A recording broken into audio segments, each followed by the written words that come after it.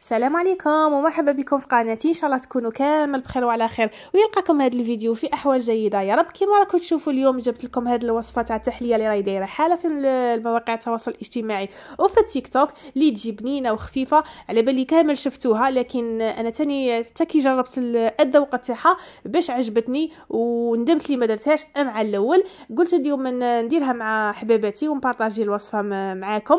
قلت لكم غير ديروها وما تندموش عليها. قنبله في البنه وما فيهاش مكونات صعيبه، يعني راهي فيها غير الفلون وشويه حليب وحنا خرجنا احلى تحليه. قبل ما نبدو في الوصفه نقول لك عزيزتي، اذا كنت جديده ما عليك غير تشتركي في القناه وتفعلي الجرس، وحباباتي القدام نقول لكم ما تنسونيش باللايك وبالتفاعل. نبدو على بركه الله في المقادير. هنا اول حاجه نحتاجو 3 كيسان تاع حليب، يكون عادي حليب تاع شكاره ولا، ونزيدو معاه 2 مغارف تاع المايزينا والفلون اللي هو المكون الاساسي بذوق الكراميل.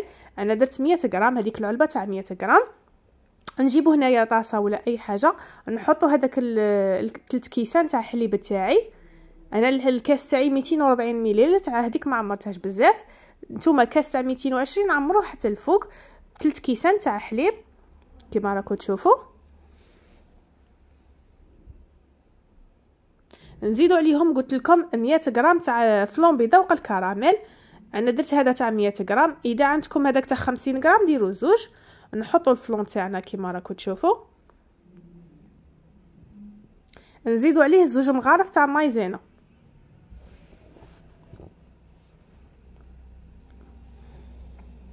نخلطوا كل شيء بارد في بارد ونديرهم في النار حتى يبداو يغلوا لنا. هنايا كي تبدا ديك الخليط تاع المايزينا والفلون والحليب يبدا يغلي ويدير داك الفقاعات، نخلوه يغلي غير واحد شويه، يعني غير في الغليه ونقلعوه. هنا نحطه في اي بول ولا باش يبرد لنا، ونديروا عليه السيلوفان باش ما يديرناش هذيك الطبقه الخشينه. يعني هو حامي نحطوا عليه داك السيلوفان بهذه الطريقه، ونخلوها هنا تبرد لنا في الثلاجه. ولا انا درتها في المجمد واحد الساعه كانت بردت لي. من جهه واحده اخرى جيت نحضر الكراميل تاعي. انا كما شفتوني درت كاس تاع السكر يتكرمل لي. كي شفناه خدا داك اللون البني نزيدوا عليه مغرف تاع دهان كما راكم تشوفوا. وكي داب داك الدهان هنا جبنا كاس تاع ما ذوبت فيه ملعقه تاع مايزينا. كاس تاع ما ذوبت فيه ملعقه تاع مايزينا.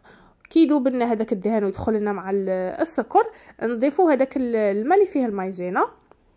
هذا ماشي حليب البنات، الماء والمايزينا، ونحطوه على دفعه واحده. هنا حرزوا لانه الحراره تاع السكر، ونبدو نخلطوا غير بشويه حتى لي يعاود ينطلق لنا داك السكر. في الاولى تحسوه يبس عادي لانه من داك الماء راه بارد. هنا هو الشكل تاع الكراميل، شوفوا كيفاه يجي خفيف، داك السكر كاع يذوب، يعني ما غاديش يتحجر لكم. شوفوا القوام تاعها كيفاش هنا راه عادك حامي. راني نوريها معكم. هنا غادي نخلو الكراميل تاعي بجيه. وقلت لكم الكريمه تاعي نتوما خلوها في الثلاجه. انا كنت درتها ساعه في المجمد كانت بردت لي. هنا بعد ما بردت لي الكريمه نجيبو كاس تاع شونتي غبره كيما راهي غبره، نبدو نضيفوها على الخليط تاعنا.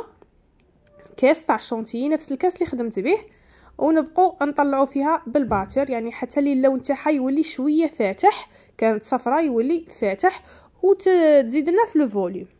انا غادي نطلعها هنايا ما نقعدش نطول معكم لا فيديو وندخلها تاني تبرد شويه. هنا من جهه شريت هاد العلب تاع البلاستيك اللي راهم يتباعوا.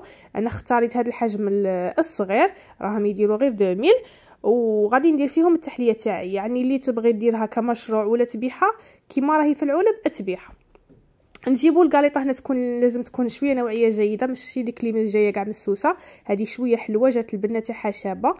نشمخوا ديك الكاليطه في الحليب عادي بارد، ونديروا الطبقه الاولى كما راكم تشوفوا. انا هنا غادي ندير 2 تاع طبقات. درت الطبقه الاولى ودرت الزوجه، ما بغيتهاش تجيني غير الكريمه. درت الطبقه الاولى تاع الكاليطه ودرت الطبقه الثانيه كما راكم تشوفوا. نزيد الزوجه، ومن جهه نجيبوا الكريمه تاعنا. شوفوا اللون تاعها كيفاش ولا فاتح وضعف الحجم تاعها. نديروا تاني طبقه من الكريمه. الفيديو راني مسرعاتها شويه باش ما يجيكمش طويل. ونسرحوا الكريمه من الفوق. هنا نخبطوها غير شويه باش تهود كما شفتوا. نتوما تبغوا تكثروا الكريمه اكثر من هاك زيدوا، انا راني درت كميه معتبره.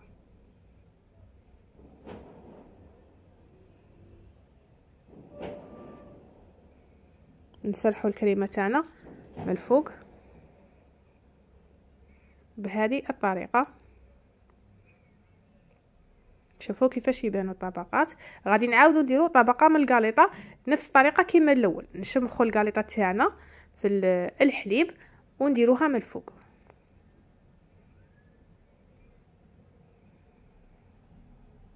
نزيد الطبقه الثانيه ونعاودوا نديروا الكريمه بنفس الطريقه. شفتوا ما فيهاش حاجه صعيبه، يعني كل شيء سهل. ونخبطوها هنا غير شويه باش السطح تاعها يجينا مسقم. غادي نعاود نفس الطريقه في العلبه الثانيه ونديروا الكريمه.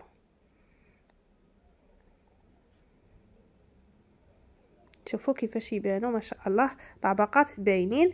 ودوك زوج علب التانيين انا درت لهم شمخت الكاليطه بالقهوه، ما بغيتهاش كاع بيذوق الحليب. وهنايا نجيبوا الكراميل تاعنا اللي كنت جهزتها معكم ونبقوا نديروه في السطح تاع الكريمه تاعنا من الفوق بهذه الطريقه. غير نمشوها راهي تتمشى معكم غير كيما هكا. انا هذه الكميه خدمت لي 4 تاع العلب. غير دوك 3 علب تاع الكاليطه اللي شفتوهم داروا لي 4 تاع العلب. ونجيبوا هنايا كوكا وإيفيلي كنت محمصاته ونديروه في الحواف تاع الحبه تاعنا. هنا نتوما حرين في الاختيار، بغيتو كوكا وبغيتو لوز بغيتو اللي عندكم ديروه. تزيين بسيط من الفوق.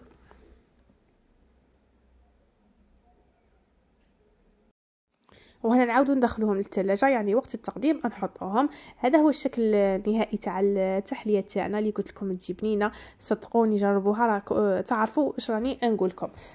حبايباتي وصلت لنهايه الفيديو. نتمنى ان شاء الله الوصفه تعجبكم وتجربوها وتخلوا لي رايكم في كاع التعليقات، راني نقراهم واحد بواحد. وما تنسونيش باللايك وكما قلت لكم بتعليقاتكم اللي راني نقراهم، وتبارطاجوا الوصفه مع الاهل والاصدقاء اللي تعم الفائده. ما بقى لي غير نقول لكم تهلاو في رواحكم. نلتقي في وصفه واحده اخرى من وصفات مطبخ وهرانيه. سلام.